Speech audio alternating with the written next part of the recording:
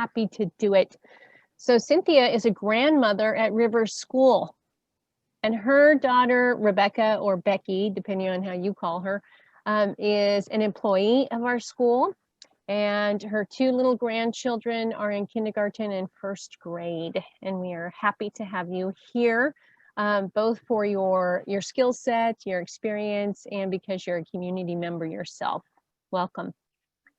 Thank you very much. Yeah, it's such a delight to actually come and be with you because I'm part of you.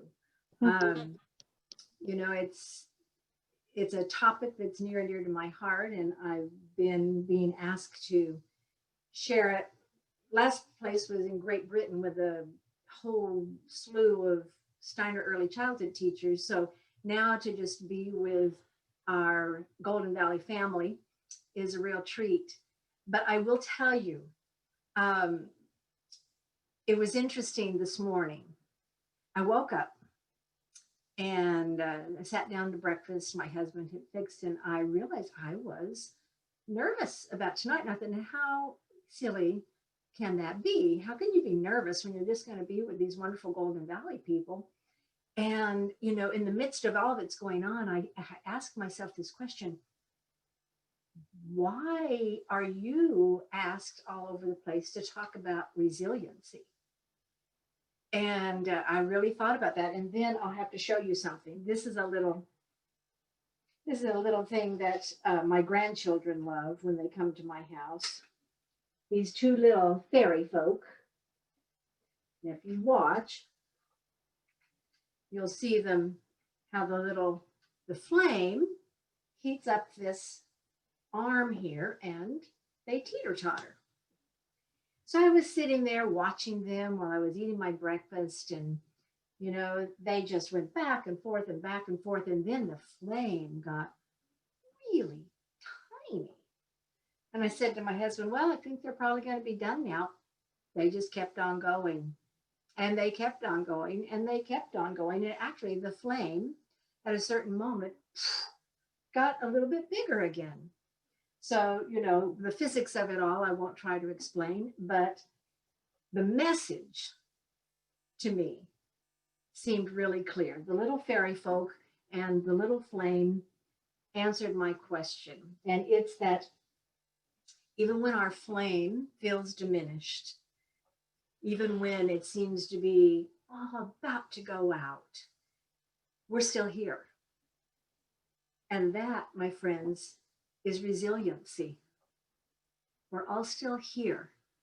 We've been through a lot. We're going through a lot. We have more to go through. And yet, this the tiniest little flicker is still in there in each of us, as it is in me. So that gave me my courage back. And then I reminded myself of, well, I mean, after all, you're probably the oldest person on this entire call. So that probably, you know, qualifies me to talk about resiliency, because I got this far. I just turned 70 last week. So, you know, woo-hoo. And, you know, you don't get this old. Thank you, Annie. You don't get this old without having some stories, which I will not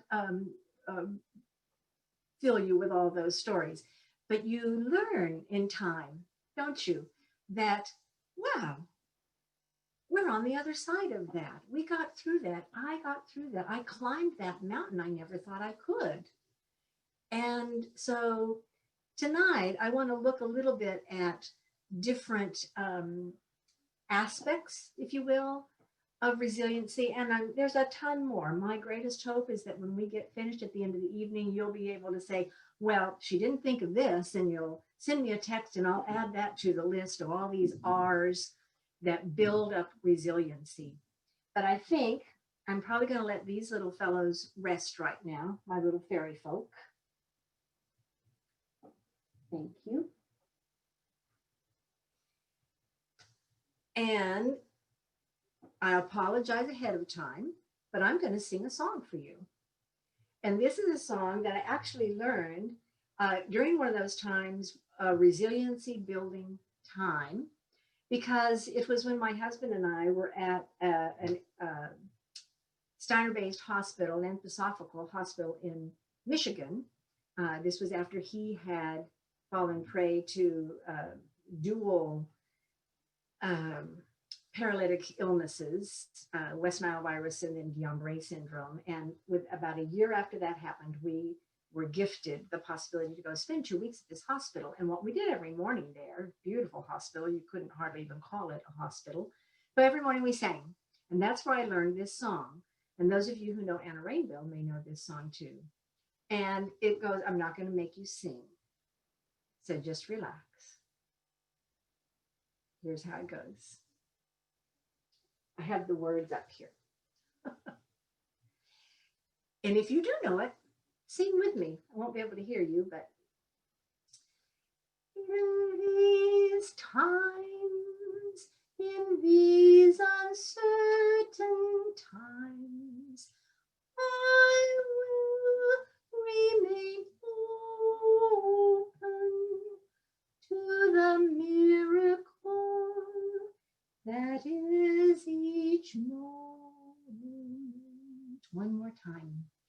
In these times, in these uncertain times, I will remain open to the miracle that is each moment.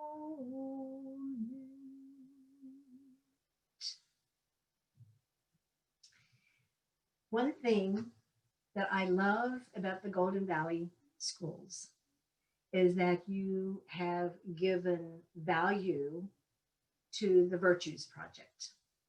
And I know this because I see the cards at my children and grandchildren's home, and they're very beautifully displayed.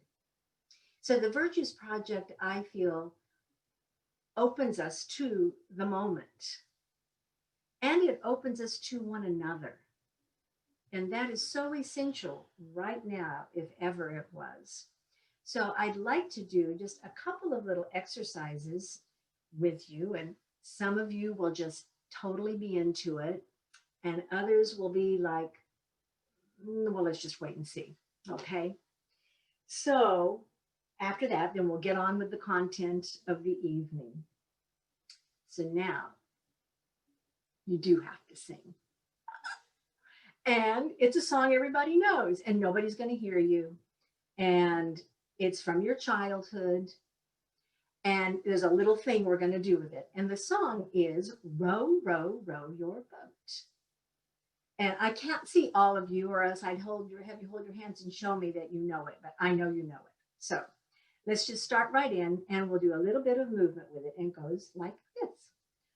Row, row, row your boat gently down the stream.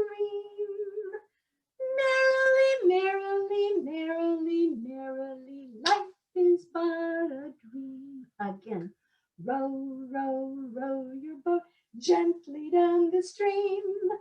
Merrily, merrily, merrily, merrily, life is but a dream. Now this time, when we do life, I want you to send your double high fives out. And while you're sending that double high five out, I want you to think of somebody who might also be here with us, but someone in your school community.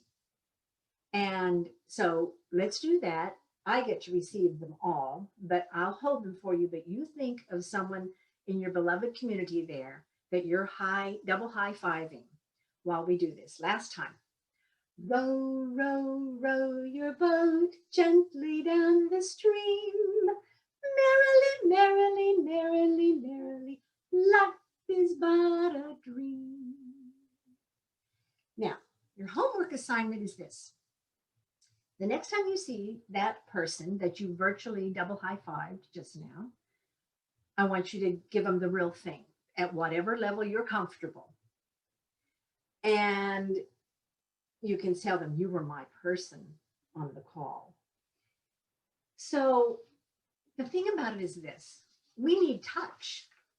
We need touch. We were created for touch. We know this as those of us who are educated and those of us who are parents. We know that we thrive on touch. And so we're extra bereft right now because it's something that's being withheld from us. But we need to figure out how and where and to what degree we can continue to touch, whether it's palm to palm or heart to heart.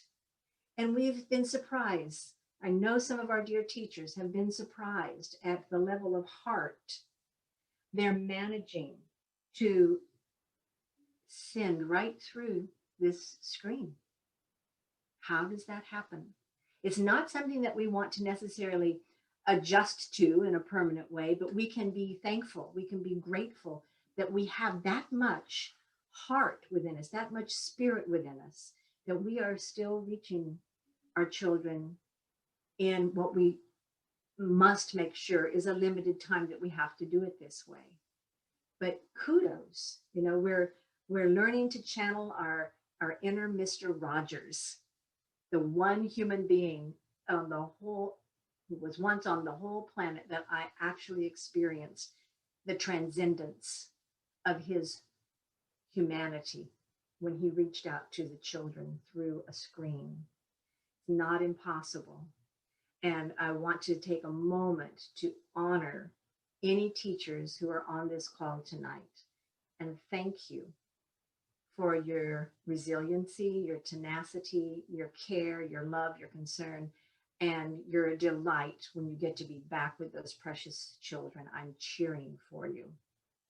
I want to honor every parent who is on this call, who has found yourself also as a teacher now, and or somehow finding the support that your children need. And I know this has been huge. And I know for some of you, there's been some little treasures, some actual delights in finding yourself home and new things that you're discovering about your children and they about you. There is a light within the tunnel if we know how to look for it. And I'm also not a Pollyanna who wants to say, isn't it just great? Don't you just love working full time and also trying to get this all arranged for your children? And I won't do that, but I do want to honor and encourage that you do find that little piece of light and levity and joy that this has offered to you. And I want to honor that. I know it's challenging. And I hope that tonight, as we look at resiliency, perhaps there'll be just a tiny little moment that something will resonate for you that can support your furthering, can support your little flame that is still there. I promise you, it's still there. So coming back to this, right here, this part of your hand, this palm of your hand is called the heart of the hand. And so that's the other thing that I was actually imagining that you were sending in your double high fives, the heart of your hand connected to the heart of your soul, to your fellow Golden Valley friends. And bearing that in mind, I am on a personal campaign. I admit it. I'll be transparent about this. I want and hope that indeed, when we are able and feel that we can, to reintroduce the handshake as soon as possible. We need that heart to heart to come back into our community lives. My husband used to pride himself on when he would make a contract with someone. As often as he could, he would say, "This is the way I do contracts." And it was amazing how many people felt like that was just enough. So remember that, heart to heart. So yes, we need each other. We need people there, as far as I know. And if I'm wrong, somebody's got to write and tell me.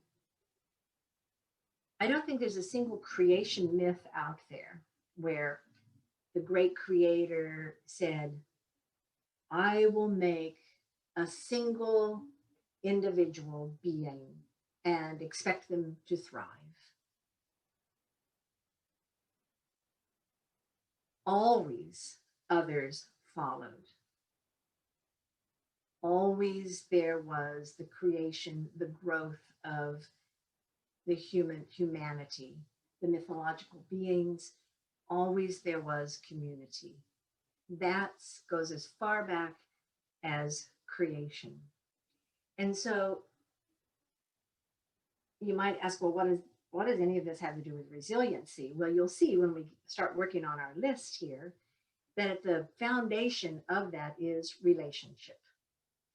And it's almost like we have a magnetic pull. I borrowed some of my grandchildren's, they're not magnet tiles, there's some other kind of funny thing. They're wooden, but they have magnets in them. You all probably know these because you have children at home. But anyway, so if I take these magnets and those aren't the right, I do. No, I think it goes this way. It goes this way. Yeah. So here we have, what shall we call her? We'll call this Iris for the blue, and we'll call this goldenrod. So here we have Iris and goldenrod. And as they near one another, there's an immediate wanting to be together. That's what it is to be human. We have a natural proclivity for wanting to be with other human beings. Now, admittedly, we also have antipathies. We have those with whom, no matter how much we try, never the two seem to meet. But look what happens. If just one will just for a moment make a little turn and simply say, I'll listen. I'll open myself. There's the possibility for humanity to still be there. It does not mean that Iris has to give up her stand, her sensibilities, her beliefs, her way of navigating what we're going through right now. She doesn't have to give up her political ideals or any of that. All she's doing is opening and saying, I'll listen to you. And when we do that for one another in humanity, we're simply honoring what it is to be human. We're simply honoring that, after all, we do need one another. I mean, imagine if it turns out in end times and like we're the last two people on the planet and we're those two that have all this antipathy between us. Oh my gosh, how long is that going to feel okay? We need to find our way to one another. And particularly, of course, we've got big things going on right now in our country and in this state and in our school system. So the best we can do is just make that little turn. I'm not talking about giving yourself up. I'm talking about opening ourselves to the other with interest. Let me hear what it is that you're talking about. Charles Eisenstein has a course going on right now for those of you who've ever heard of him. And if you haven't, look him up, Charles Eisenstein. And he's writing a course, and the theme of the course is, what is it like to be you? And that little question changes everything. Because when someone is coming at us with that antipathy stance, and all we're getting caught up in is the antipathy that we're wanting to return, we're not saying, wonder what it is like that's causing that. What is it about this person's story, their biography, their life experience? What is it like to be you? And it's such a worthy question because we have a lot to do. We have a lot of really important stuff to do as a community, as a country, as a nation, as a world, because we are, after all, world citizens. So what I would say, let's take that against energy and let's apply that towards repressive systems, towards regulatory bodies that are repressing us. And let's not take that to individual human beings. Let's place it where it's properly held, where we need to place our energetic force toward change. But when it comes to that human being standing in front of you, what is it like to be you? So obviously part of resiliency is I'm choosing where to place my energy. You know, am I going to place my energy? I mean, if you looked at that, you saw, just look at this. That's, I mean, these are kind of weak magnets actually, but I can feel the force. There's a force there that will not let these two come together. That takes a lot of energy to just keep trying and trying and trying and trying. Whereas just that little turn, there's no resistance. Resistance isn't a bad thing, but it does take more soulful energy to keep standing against another person. So part of resiliency has to do with where do I place my energy? So recently, many of us were probably introduced to the work of Resmaa Menakem. And Resmaa wrote the book, My Grandmother's Hands. I'm guessing a number of you are familiar with it. My Grandmother's Hands, Racialized Trauma and the Pathway to Mending Our Hearts and Our Bodies. And she's a therapist, she's a trauma specialist, and her work focuses on how do we carry our pain and how do we carry our fear. And she created a practice called a settled body. A settled body. And so the parts of it are, I'll take you through it. Some of you may decide you want to do it while we walk through it, and some of you can just listen, and some of you can take a little nap.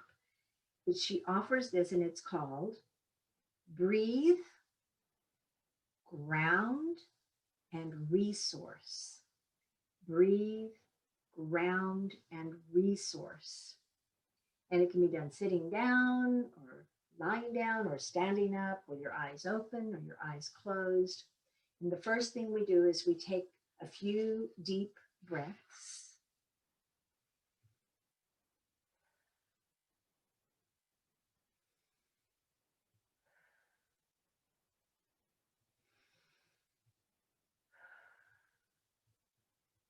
And then just let your body relax as much as it wants to. And then I want you to think of a person or an animal or a place that makes you feel safe and secure. And then imagine that right now, that person or that animal is sitting right next to you, or that you're sitting in that safe place. I was awake in the wee hours of the morning this morning, and I remembered an exercise that a curative eurythmist gave me decades ago, and it was just similar to this. And I remember that what came for me was the sun setting in Cornwall. It's when I lived in England, and just watching that sun sizzle down into the ocean. And this morning, I was so blessed because I was able to bring that back in and just settle that sleeplessness that I was having at that moment. So you're thinking of a person or an animal that makes you feel safe, or a place. So that's part of the process. And then you are placing them right by you, or placing yourself in that safe place. And then you just breathe naturally. And you simply live in that experience for just those a few minutes. Just live in that contentment, if you will. Now, it may sound like that little bit of time can't really do much for everything else we're dealing with right now. But the cool thing is you can take that little bit of time several times throughout the day and night if needed. And it does buy you moments. It does buy you breath. It's like when I used to have migraine headaches and I would put peppermint on my temples, and that meant that for 2 whole minutes, my head would not feel like it was going to explode. Then I'd put peppermint on again to get 2 more minutes. Whatever we need to have that leveling off. give that to yourself. And then when you decide to do the exercise on your own, then afterwards, try to notice what your body feels like when you have taken the time to do that sort of settling or some other breathing that works for you. So let's go ahead. I should keep check of the time. I'm sort of hoping that we might even be able to finish a little bit early tonight. We're holding questions to the end, but I loved it for you to be able to get to bed early. So let's get started on the chart. And I think that you were each emailed the chart, but I'm not sure. Annie, was that true? That people were emailed the chart, or do you know? You don't? No. Okay. No. All right. Well, I happen to have it right here. And we can make it available to you if you wish. You can ask for it. We can email it to you, or I can email it to you. Now, this type of technology may not be familiar to some of you. We're not doing screen share tonight. This was what I used to use when I was a lecturer decades ago. It's something called sticky pad. And on the back of these, there's sticky stuff, and then you tape it everywhere else. It does malfunction. What are you telling me, Annie? Oh, okay. Heart. Okay, good. This does malfunction. This malfunctioned just before I came on screen. That corner over there just flipped down. So it now has like 10 pieces of tape on it. And hopefully we'll get through the evening. But I just wanted you to know what this is in case it's unfamiliar to you. So we have here the list on resiliency. And you'll see there's an arrow going up. And way up here, there's an arrow coming down. And there's a reason for that. I'm usually teaching this to educators, but I will tell you, I've been a parent much longer than I've been an educator. And of course, if you are a parent, you are an educator also. And so I used to actually put parenting on my resume because I believed that I learned most of my skills that I could apply to my professional life through my parenting life. So this is really the picture of the adult and what helps us have resiliency. This is the picture of the child. Now, the fact is all of these, let's see, 1, 2, 3, 4, 5, 6, 7, 10 R's for resiliency can apply to us at any age. But these really start more with the adult ego, the consciousness of the adult. And these are much more within the physical realm of the young child. So we've already started with the foundation. We would call this the foundation. We would call this the potential. And we already started with the foundation of resiliency because we already started talking about relationship. But I would ask you to just take a moment, write it on your soul or on a piece of paper, and ask you to consider what helps you. What is your foundation for resiliency? What is it that you do? What have you created for yourself? Is it a content? Is it something you physically do? Is it your food intake, a special drink? Is it a breathing exercise? Nature? What is it that for you, you know, if I do this, I'm going to get at least 2 minutes of myself. I will come back to myself. So we're not going to be able to all share that, but I do want for you to just give yourself the opportunity to consider that question. What builds my resiliency? It's uniquely yours. It might be on this list, but it might not be. Is it a meditative practice? I know for me, nature is going to work every time. And for many people, that's true. And that's not unusual, because you know what the quality of nature is? Nature lives absolutely in the present moment. Nature has history, and we certainly hope it has future, but where it resides is in the right now.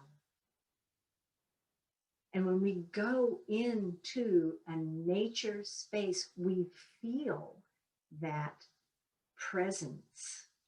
And if we give ourselves over to it, we are allowed in that length of time to release ourselves from whatever it is in the past that just keeps trying to harness us and hold us down and make us slog through. We're able to release that thing out there that we're concerned about, that we keep rushing toward, and it's got to be the thing that's going to fix it all. And when we're in nature, we can just be.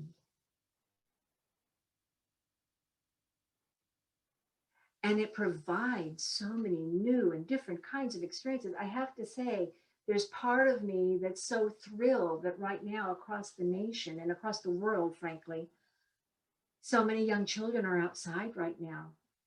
Even in their early childhood programs, they're outside. Many are. That swells my heart. Now, mind you, when many of our Waldorf early childhood teachers began to realize, in other states, I know that only a few places here in California are able to do it, but in other states, a lot of them are outside already with their programs. And oh my goodness, there was a little bit of a, primal scream at first. What do we do? How do I get all my painting boards outside? How do I, So our Lifeways, I didn't even tell you that the organization that I am the executive director of is called Lifeways. We're about 21, 22 years old now. And our work, our motto is life is the curriculum and home is the model. And so this natural world of being outside is very much a part of what we encourage. So we ran a course just on nature, how to create nature programs. Actually, we featured your own Annie Bosque with her program too. That was one of the programs that we featured. And it was so beautiful in the end of that 4 weeks to feel the breath that was coming in to those teachers as they realized nature itself is going to give you so much, just partner. And I learned that as a kindergarten teacher myself, 30 plus years ago, when I would take the children outside, it took me a little while, but I suddenly realized, oh, I've just become the assistant. It was the greatest feeling because Mother Nature just stepped right in, and all I had to do was pay attention. I just had to pay attention. I had to see what was being gifted at every turn.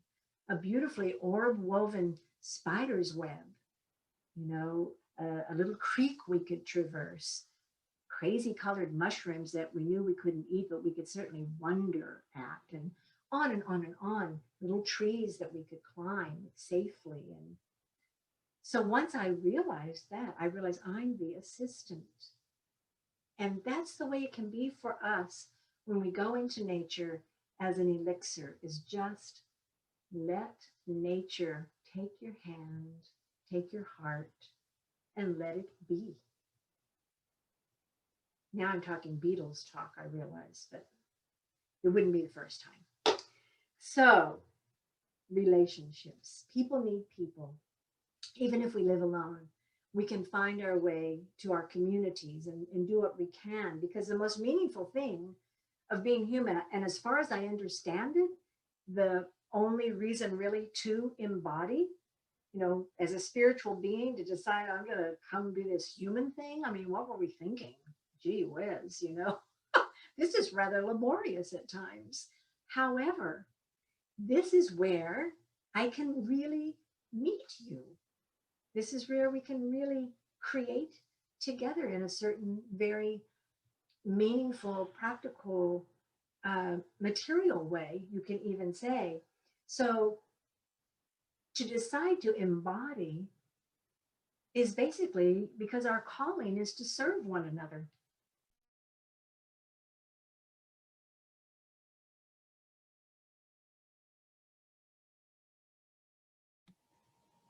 Cynthia, I think I may have muted you accidentally. Let me, there we go. You click your end. All right. Yay. Well, Amelie, just tell me next time if you don't like what I'm saying. So let's see now, what were we talking about? We were talking about nature. So yeah, and then we were talking about what it is to be human. So to be in service to one another, that's really it. And so if we're going to be in service to one another, we need to be filled. If we're going to be selfless, less self, we need to be fulfilled. Selflessness and fulfillment go together. So now, of all times, find it, figure out what it is, fill your cup so that you can be there for one another. You can be there for those children. You can be there for your community, for your neighbor, for whomever, for those who are in mourning, whatever it might be. People need people. So yes, and then for some, it's a relationship to spirit. It's relationship to what surrounds us that gives us courage and resiliency to carry on. So that's another type of relationship that one might seek. The next one's renewal. Renewal. So how often do we find ourselves going along life's path, forget about COVID, forget about, current events, but just in general, we're going along and we realize I am slogging my way through here. And we often just keep slogging. And we don't realize that what my life is saying to me is there needs to be a few changes here. You need some renewal. You need to lift something back up. So it might be a matter of making changes, and it might be a matter of renewing those things that we really value, but we've forgotten about. It's crazy to even think that we can forget about those things we really value. Believe me, as you get older, you almost have to start writing on the list, go for a walk. And also if your life is quite full of responsibilities, it's so easy to do all those things on the list. And so I learned, even when I was a young woman and I was a kindergarten teacher and I was at everyone's beck and call because I was also the founder of the school, I actually, because of my temperament, I started writing on my calendar, 2 or 3 days a week, I would find a little spot and I would simply write in that spot, me. Because I was of the nature that if that little slot was open and you needed something, I was going to be there for you. The sanguine temperament is always about you, about the other. And the longest journey you usually take is here. So you have to protect that here-ness also so that you can keep doing the giving. So find how to renew those things that are important to you and start bringing them in one by one. And then bring renewed consciousness to those things that really matter. When you do this, you will become aware of what really matters. And actually, you'll end up being able to let go of a lot of stuff too. That's part of renewal. Renewal calls for research into your life. It doesn't have to take long, but really looking. What do I value now? Because we go along and we're in a whole new phase of life, and we haven't even noticed that. We've just been on this going, and we don't realize, oh, things are different now. The boys aren't here anymore. They've grown up. Oh, I'm a grandmother now. And these call for new things, new resources, and new gifts that we give ourselves. Renewal. And that does call for reflection, which is the next one moving up. Reflection. And reflection, frankly, can deepen all of these other R's. If I just read them once and go, okay, got it, like, I did in my 20s. Oh, yeah, got that. Check. I understand everything Steiner wrote. Check. You have to wait till you're getting older where you go, what? And then you start digging in and you start reflecting. Well, you can start younger than that. Reflect, and it deepens everything else. So reflection requires a pause. And I think I just was talking about that before in the renewal. It calls for just a pause so that you can, I guess you can say, you can reveal, maybe reveal is another R.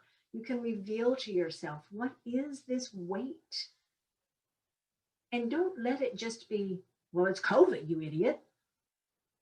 Well, that's a universal weight, but find that, what is it with me? What is it that I need? What is it that is creating in me? How is that distancing me? How is that diminishing me? Because only when you've made it personal can you climb out of it and do something about it, right? So pausing and then reflecting is what is the first step to being able to separate the essential from the non-essential. And that's a reflection process. And when you let go of a lot of non-essential stuff, whoa. You talk about an elixir, you talk about feeling more resilient. It's like the pack mule just dropped half its load. And you're like a young kicking mule again. You're able to get back up and keep going. But it calls for consciousness. All of these things are consciousness. That's why they're in the adult realm mostly. Building relationship. Children, of course, are born seeking relationship, but here we have to bring consciousness to it. It's much more challenging than when we're little. Renewal, reflection, all of those are part of our work as adults. Now, this one I just added in the last few years, resistance. What took me so long? Maybe I just didn't want to look at it. But resistance, how does resistance build resiliency? Well, if I had you all on screen, I'd ask you to hold up your hands and say, how many of you are paying some big fat price to go to a gym? To do resistance training? Resistance builds, yes, physical muscle.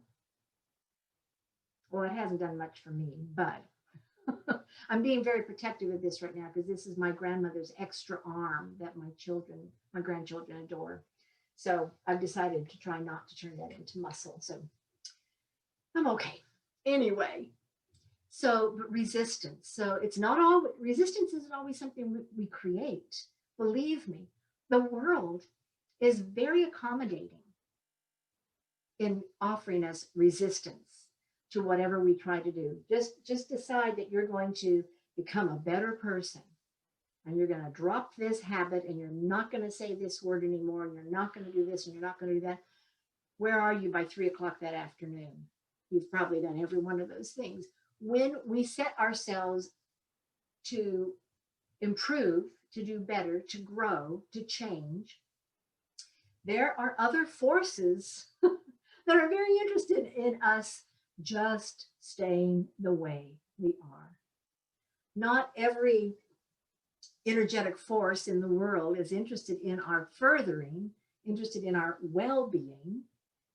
There's also interest in holding us back because if we're holding ourselves back, we're not as likely to evoke positive change in the world. So it's not always something that we create, but we can train ourselves to be awake to whatever it is that's providing this resistance. And we can also learn to appreciate it for ourselves and for our children too. Resistance is something that we often don't think of offering to our children. Allowing them to wait for things. That's a type of resistance. And oh my gosh, just Katie bar the door, just get ready for the whining or the crying or the whatever it might be for some of our children. You know, they just, well, everybody else has it or whatever it is. And you can just be so calm and loving. We have a whole class on discipline that you're welcome to enroll in about how to do these things. But just be calm and matter of fact and hear them. Yes, I hear that. And it will come when the time is right. So waiting for things that are desired immediately is a wonderful way to offer the child a soul-building force of resistance. And for ourselves too.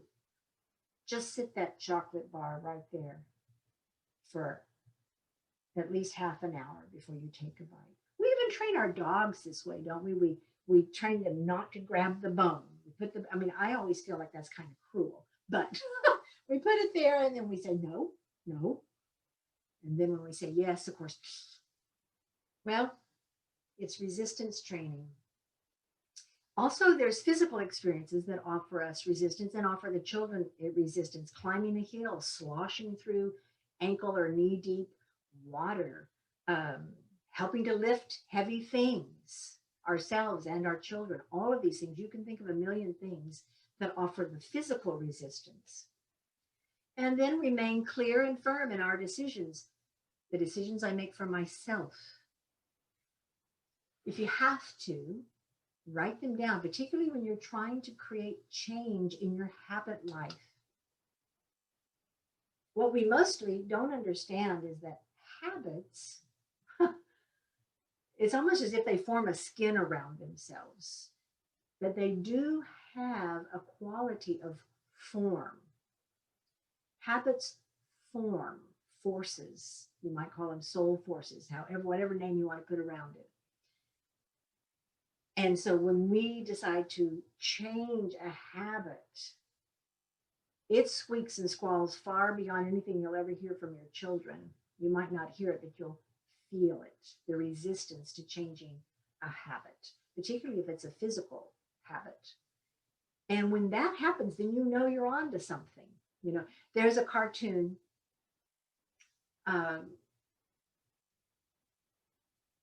about a couple. This was an old cartoon series from a long time ago. And the one spouse is a doctor, the other spouse, I think, is mostly a homemaker. And the doctor is a dentist, and the dentist lives 2 miles away from the home. And this will tell you how old the joke is. He buys a mobile phone that fits in the car. And his spouse says, "Why did you do that? You don't live that far away." And the dentist says, "Well, I don't know. I just, everybody has these now, and I thought it'd be good for my patients if they need to get a hold of me." And the spouse is like, "That's the most ridiculous thing I've ever heard." And pretty soon they're there. And everybody knows what I mean. They have arrived at the place. And so the one spouse says, "Are you making a thing out of this?" And the other one says, "No, you're making a thing out of this." And then the last panel in the cartoon is this creature rising up out of this sloshy, slimy lagoon. And it says, "The creature from the swamp of love." Relationships form habits. Individuals form habits. And when we are caught up in something, if we can't pause and say, "Oh, this isn't you, this isn't me, it's our habit," or even for you as an individual, say, this is not who I have intention toward being. This is my habit. It starts by being able to identify it. And it's work, and it's its own kind of resistance training to say, okay, I'm going to take this up and do what I can to change it. So that's another type of resistance training. And remember, what is the slogan for resistance training? No pain, no gain. So while you're suffering through, like I am right now, okay, probably it's time to let go of coffee for a little while. I'll pause for a moment while everyone's heart breaks for me. But I'll make it worse for you. Friends, for 20 years, I was allergic to chocolate. I could not eat chocolate. My heart would pound. I'd get this, it was horrible. 20 years. Then I could start eating it again. So every once in a while I have to pull back, and I'm in a pullback with my coffee right now. And so, of course, I want coffee, right? That's how it works. So I'm actually becoming quite a person right now because I'm not giving in. And that's how it works. All right. So resistance, I think you've got the picture there. How does resistance build resiliency? Because we become stronger human beings.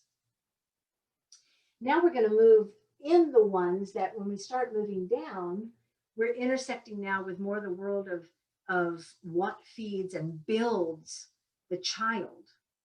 But also tonight, I'm mostly wanting to focus on what builds us.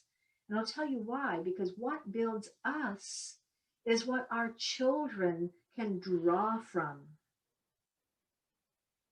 Whether we're their teachers, their parents, their grandparents, their guardians, they are watching us. And it's okay if they watch us completely fall apart, particularly if they get to watch us piece it all back together again.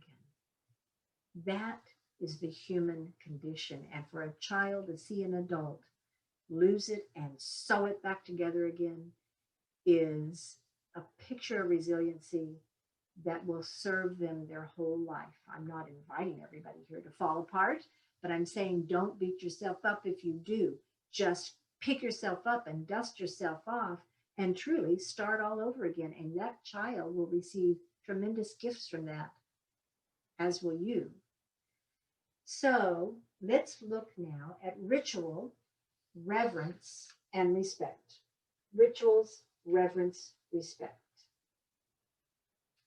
I think of them as lifting the everyday into something higher, something more spirit-filled, if you will.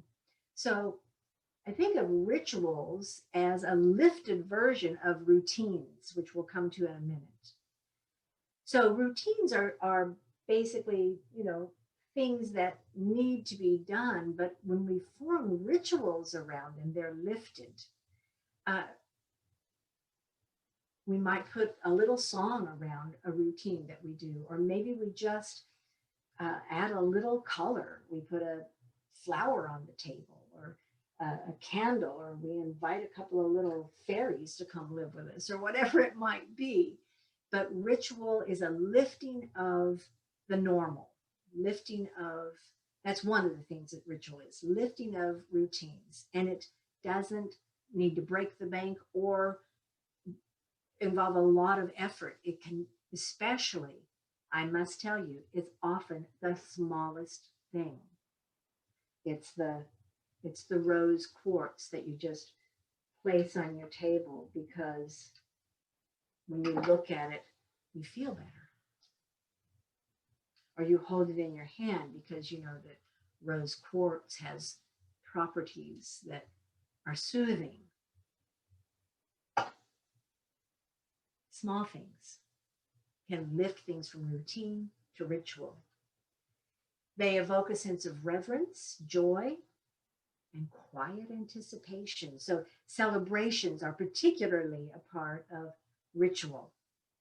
And anything we can do to sort of build a little bit of mystery around a celebration. Again, it's so often simple things and beauty, just a little piece of beauty. But I will tell you, I just was given the most wonderful birthday celebration by my two littles and their parents. My daughter-in-law and my son took us off for the weekend to a beautiful cabin.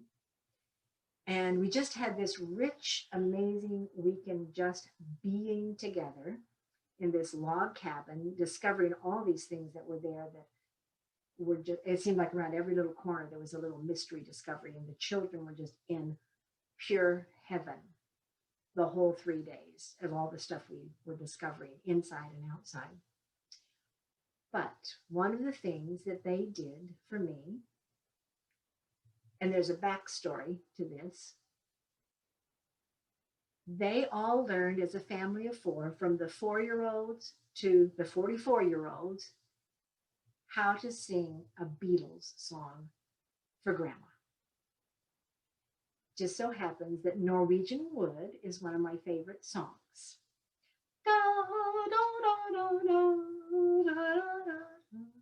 And there's nothing cuter than a little 4-year-old singing, "Isn't it good, Norwegian Wood?" It was so beautiful. This same 4-year-old, I must tell you, his first introduction to the Beatles was this year. So I wish that levity started with an R, because levity is one of the most important things for resiliency. This happened almost a year ago, maybe even more.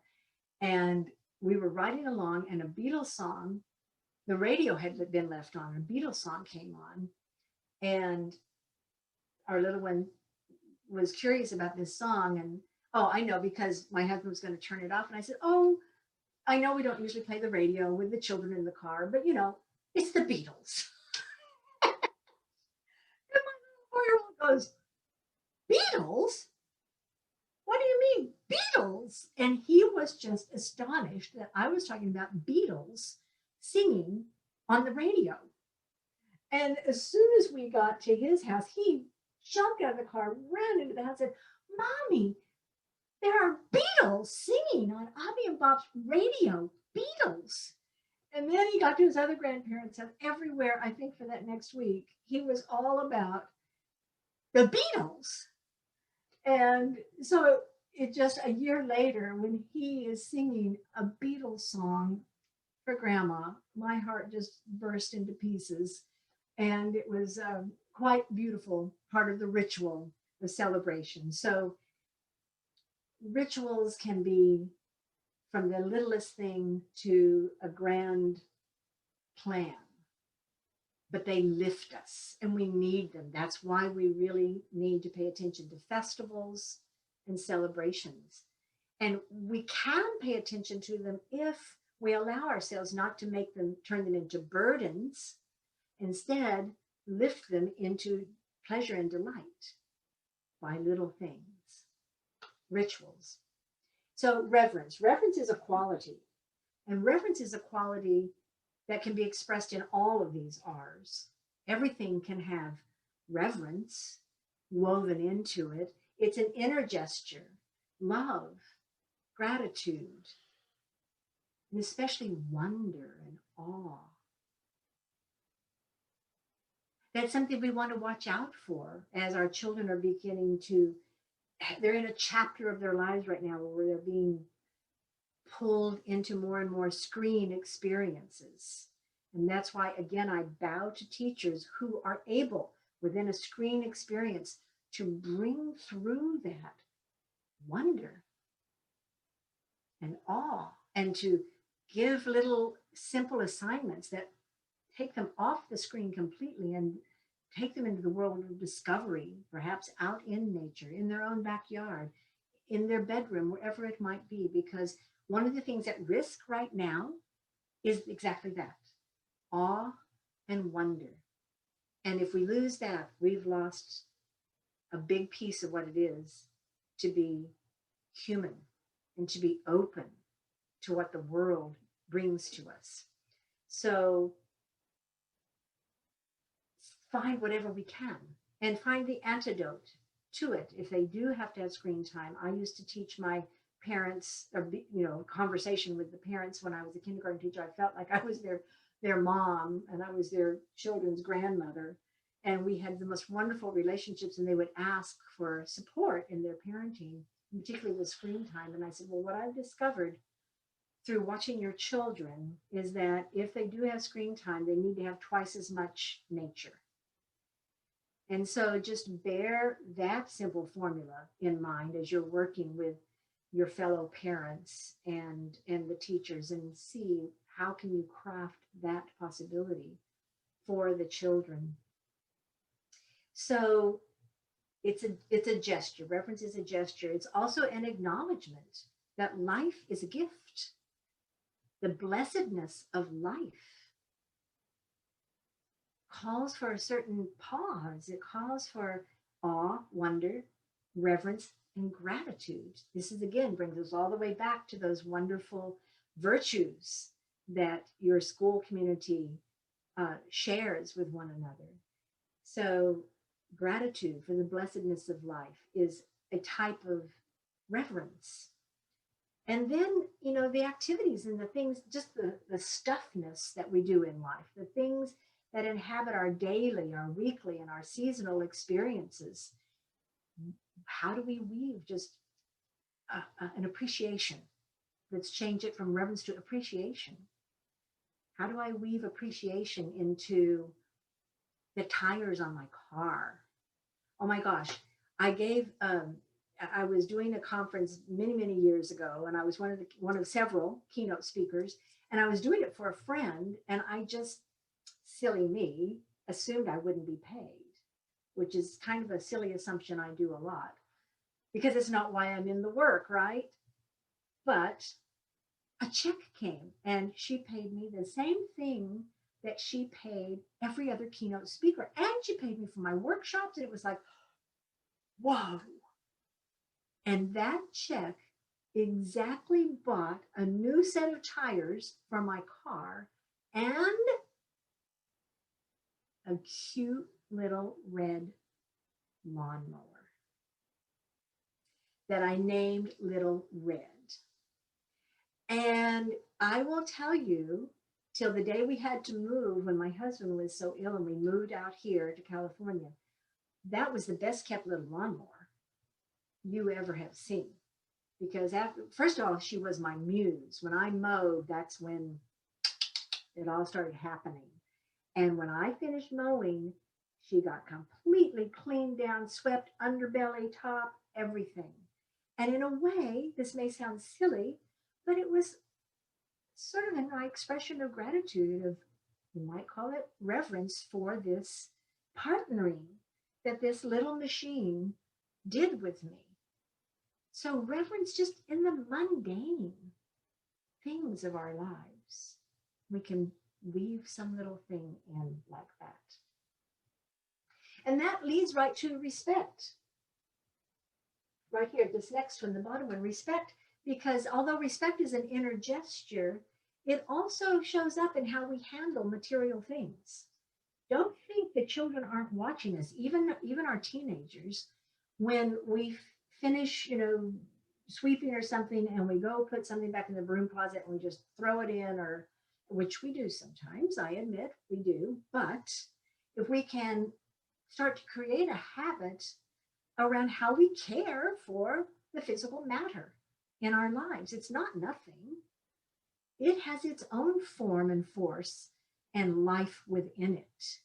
And so how we care for our material things, how we handle them, is a type of respect that the children are seeing. How we respond to other human beings. This especially for us as teachers, I would say, when we're back in our classrooms with the children and somebody comes and interrupts us, those children are watching. How is she going to handle that? Because it's always, right when you're at the most crucial moment, right? You're in a story and then, I don't know, the UPS man comes in or something. But anyway, How am I going to meet the humanity of the disruption? Because that, my friends, is just as important as this beautiful lesson plan that I've created or a story that I'm in the middle of. Children are watching how I meet humanity. And I am growing within myself a capacity in how I meet my fellow traveler. So respect is an inward gesture. It's also an outer deed. It's how I handle material things. It's how I respond to others. And finally, the hardest for many of us is, how do I take care of this? How do I take care of myself? How do I respect myself? And sometimes it's a lifelong work for some of us. But start now.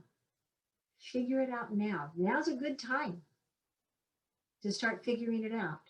If we get back into a hustle bustle world, which I'm in a way hoping we never do go back to how we were. I hope I don't want to go back. I want to go forward. When we come forward into our new way of being back together again, let's have these new habits. Let's have habits of care for each other and for myself as well. Respect. And now let's round this out. We've got a little bit of time here with repetition, routines, and rhythm. So they, I would say, actually, they're sort of the foundation of my healthy sense of well-being. Rhythms and routines and repetition that's my daily life. That's my weekly life. And I can either create them in a way where I'm breathless all the time or where I'm breathing. And so they're very much tied into my own sense of well-being and my own sense of myself. A strengthened sense of myself are all woven in to these rhythms and routines and the things that I do over and over again. And here's the thing, and I'm learning, my husband and I are learning, I've always known this was for young children true. It turns out it's same for elders. Brain development. When I do something regularly and well and with awareness, it doesn't become rote, in other words. I'm paying attention to it. I'm offering interest to it. It actually is building brain activity, particularly repetition. So if we just look at rhythm, rhythm is a living process. You know, rhythm is a musical term as well. And it's a heartbeat that expands and contracts. The rhythms of life. Oh my gosh, how many things are in rhythm? We've got seasonal rhythm. We've got moon rhythms. We've got sun rhythms. We have bodily rhythms. Women particularly are aware of our bodily rhythms, but we all have them. Our skin changes every 7 years. That's a rhythm. So rhythm is just built into being alive. And can I pay attention to the rhythms that I co-create with life and its rhythms so that there is a really healthy breathing, so that I'm paying as much attention to the out breath as I am the in breath, that the expansion and the contraction have equal interests and have equal value to me, because there's a tendency to do a lot of contracting activities and then quickly do an out breath. The out breath has to match. We have to really breathe back out again after you've been all day in your screen classroom or your physical classroom or at home with your children. There has to be a time, and here's the secret.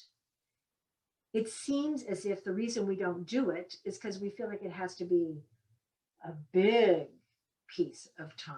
Well, that'd be great. And if you can do it, do it. But don't not do it because you can't do the big one. Things like what we did earlier, that exercise, that breathing exercise, gives you more of yourself for a length of time. So find those rhythms that breathe in your daily life, in your weekly life, and in your seasonal life. What are the rhythms? Think of those things. Make out a little chart. This is something that our students in our Lifeways trainings are required to do. They have to create a daily life schedule, if you will, and then look at what that looks like across the week, and then look at their seasonal rhythms as well.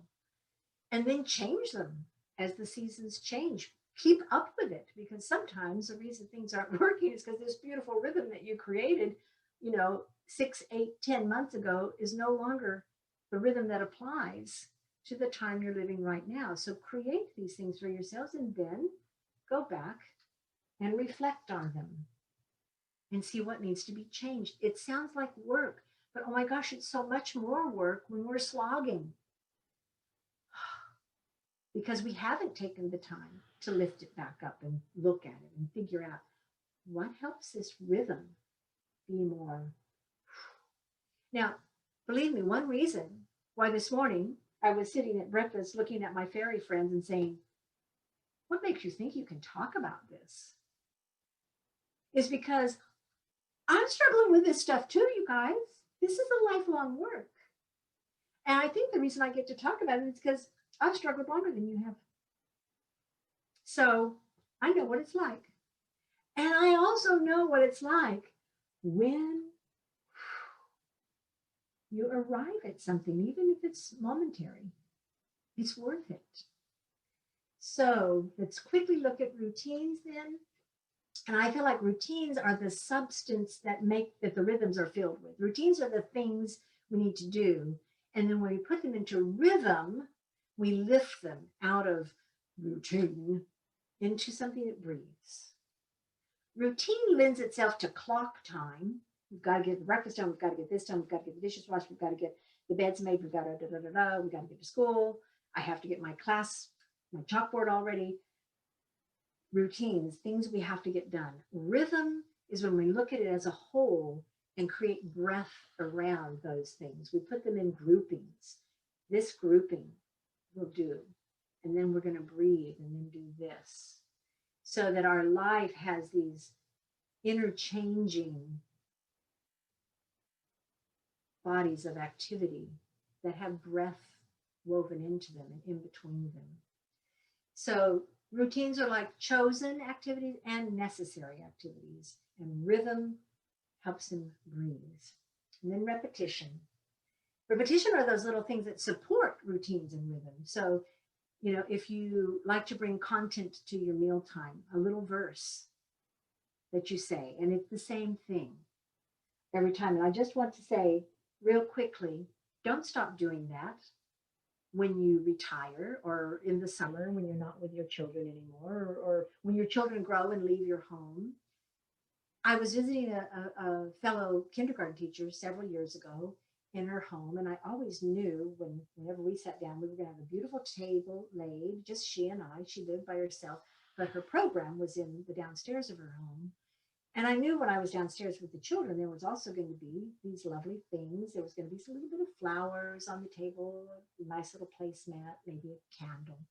But she had that also in her own home. But this time when I visited her, we sat down to dinner that night, bare table, and just the food sort of placed there. And I said, what happened?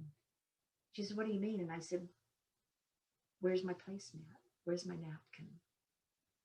And she knew what I meant was, what has happened to you, my friend? Because I know this is of value to you. And then we were able to open our hearts to each other, and she was able to say, what has happened? And boy, for the rest of that week, and you know how long it takes to put a napkin on the table or a little candle? About that long. But do you know how long it lifts your soul? Through the whole meal. A little beauty point. So these are the types of repetitions, the gestures that you do, the words that you use, music. Weave music into your day. I don't care whether it's beautiful or silly or what it is. My grandmother was a hummer, and she was a humdinger too, because her humming was as off tune as a human being could possibly be. For me, it was the harmony of the spheres. It was the most beautiful sound ever because she hummed all the time. And so weave musicality, if it's not music, musicality into how you go about the things that you do. How do you wake up in the morning? I used to sing. I'm kind of hoping that my son and daughter-in-law aren't on tonight because I always tell stories about my children. But I used to sing to my children even when they were teens. I had a morning wake-up song. It wasn't the same one as when they were little, so don't worry. But anyway, how do you start your day and end your day? Music is a great way to do it. Silly, fun, serious, beautiful. And then again, I come back to then for repetition. What are those things for you? What are the things that if you do them regularly and they weave into the stuff you have to do anyway, what are those things that just make it a lifted experience, habits? What are your habits that increase your levity, that increase your resolve to do all of this? Is it meditation? Is it prayer? Is it something that you do physically every morning? Is it something that you have woven into your diet that makes you more? What is it for you? Find it and figure it out and give it to yourself. So I feel like I have been on a runaway train, and I apologize for talking so fast. I was determined to stop within time because I am famous for going overtime. And I'm afraid I've only left less than 10 minutes for any questions. Plus, I have a lovely poem I want to read to you at the end. But let me pause and find out if there are any questions, and we'll take one or two questions up if there are. And just a quick reminder that if you would like to ask a question, please go to your participants and use the raised hand feature.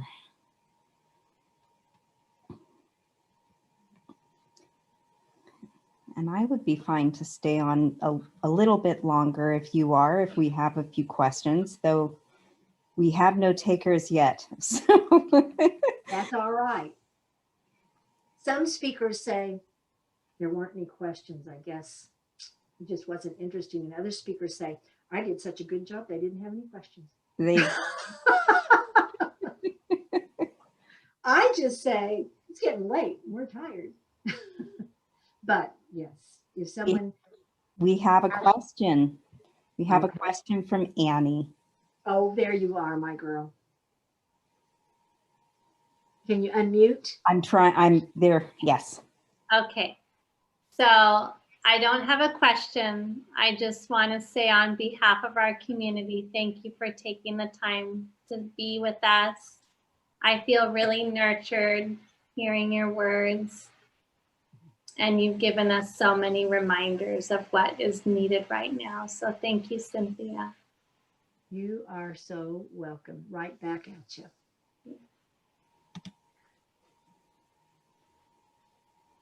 Yeah, any more praise is okay. I'll ditto what Annie said. I found listening to you just as comforting as when I was watching my Great British Bake Off. It made me feel all warm and fuzzy inside, just like that did. Oh, well, that makes me feel better, Alma, because I thought we might lose you as you were, sort of side screening. No, you never lose me. Well, wonderful. Well, how about I read to you a poem from my favorite Irish poet, if that's okay? That sounds perfect. Okay. Oh, Is there another question? The hand went down. So, oh, there it is. Okay, Bonnie. Do you want to? Hi, Cynthia. It's Bonnie River here. Great to see you. Bonnie. Hello, my dear friend. Oh my gosh, it's been way too long. Yep, it has. It has. But I have so many fond memories, and thank you for tonight. It was wonderful. Oh, thank you. Thank you. I'm glad you're here. I keep thinking I'm going to get over to the school. Oh, well, come on up and visit us. I will. See you. Thank you, sweetheart. Yeah, that's the only thing I don't like is that I can't see everybody. And so I don't know who all was here, but I know that I know some of you, and that makes me very happy to be a community member. Okay, Amala, do you think I can read the poem? I think you can read the poem. Let's go ahead and do it. All right. Thank you again for coming, Cynthia. Yes, you're more than welcome. Thank you for asking me. You're welcome. So this is John O'Donohue. If you haven't heard of him, he's a contemporary. He crossed over, I don't know, sometime I think within the last 10 years, but he's one of those people, he's one of those poets that everybody probably has one. And you read him and you say, yeah, exactly. That's exactly what I would have said, except you said it better than me. This is called Meditation on the Spirit. There's a quiet light that shines in every heart. It draws no attention to itself, though it is always secretly there. It is what illuminates our minds to see beauty, our desire to seek possibility, and our hearts to love life. Without this subtle quickening, our days would be empty and wearisome, and no horizons would ever awaken our longing. Our passion for life is quietly sustained from somewhere in us that is wedded to the energy and excitement of life. This shy inner light is what enables us to recognize and receive our very presence here as blessing. We enter the world as strangers who all at once become heirs to a harvest of memory, spirit, and dream that has long preceded us and will now enfold, nourish, and sustain us. Each life is clothed in raiment of spirit that secretly links us to everything else. The gift of the world is our first blessing. And I wish you all blessed rest. Now, this is going to tell you how old I am. It's my bedtime. And it's been just a pleasure. So with a goodbye kiss, rest well, everyone.